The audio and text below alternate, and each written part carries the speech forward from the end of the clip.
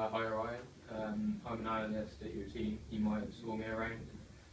What I'm going to do today is pick out like certain aspects of your game, such as strengths, weaknesses, and I'll give you recommendations on how you can improve these weaknesses. Yeah. I'll look at smart targets and goal setting to help like motivation if you're feeling low. So what I'm going to start with is your strength. The first strength I noticed was your heart rate.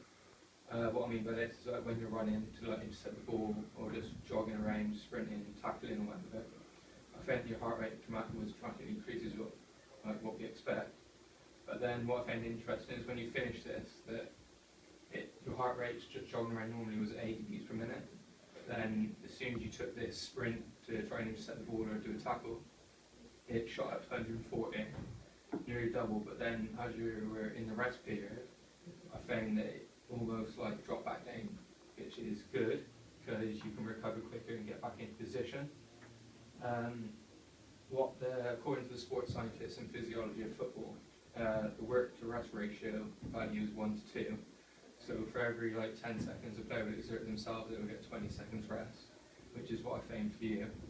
Because I found that I calculated that you were on average sprinting for about 10 seconds, to try and get the ball or something. So that means it would give you 20 seconds rest. Therefore, your heart rate within this time would drop back down to normal, which is brilliant.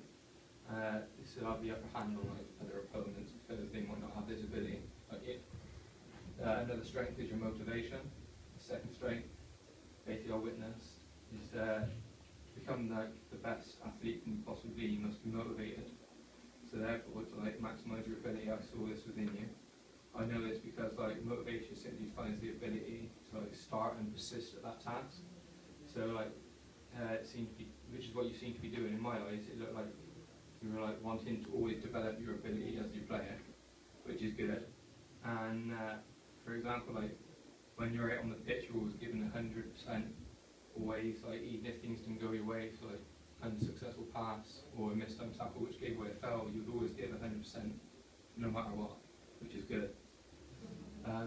Without this, desire and determination, other mental factors such as confidence could lower it. But leading on to the last strength I found was your confidence. I put this out on and off the ball confidence. So for example, I know this because when you had the ball at your feet, you always wanted to do something with it, such as run at the opponents and stuff like that, always trying to give your team an attacking option, which is good. So now I'll look at your weaknesses and give you a recommendation on how you can improve these to become a better player. Yeah. So the first is shooting. I know it's because I had 4 shots. You only had 1 of them on target. Therefore, practice required to improve on this aspect of your game. So a recommendation for this is to look at your technique when shooting at the ball. You can look at videos from professionals and stuff like that to see what they do, so you can do it yourself and just practice at it. So after mastering this technique or come up with your own technique that suits you, you could then move on to certain drills such as accuracy shooting. We got at the club, we've got nets you can put up on the goal. They'll have targets on, holes in, and each hole would be a different size, and it'll really help your accuracy if you were just to keep shooting at them targets after training, an hour or 2 hours after training, and moving side to side, different angles, because when you're in a game situation, you're not always stuck in one position. So if you move forward, backwards, close and stuff, it will dramatically help your performance. Next weakness I found is your speed. From the video I analysed, I picked out stats of your speed and your attribute of 5 out of 10. Because out of 5 one-on-one sprints, you only won 2 of them, which isn't the best. However, I recommend that you do a number of sprinting activities to help boost your speed up, such as getting your posture correct when sprinting. This would be in an upright position, moving your arms from hip to lip.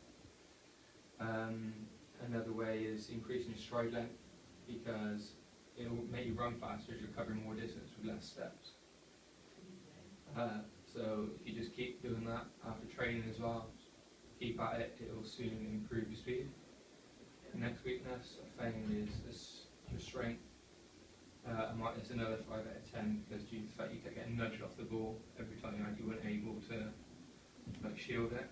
Therefore, to enhance your performance and play at higher levels, you need to stick at this. So I recommend that to improve your strength, you should go to a gym in your spare time, such as like on a Monday, Tuesday, and Thursday. Because a Wednesday would be like a rest day, Saturday would be a rest day when you play like over the weekend or whatever.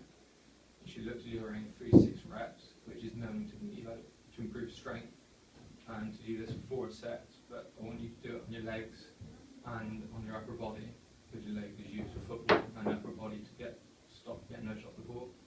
And the weight I would recommend to use is just the weight that you would struggle on the last rep, basically. Okay. So now I'm going to look at your SMART targets and then goal setting. Okay.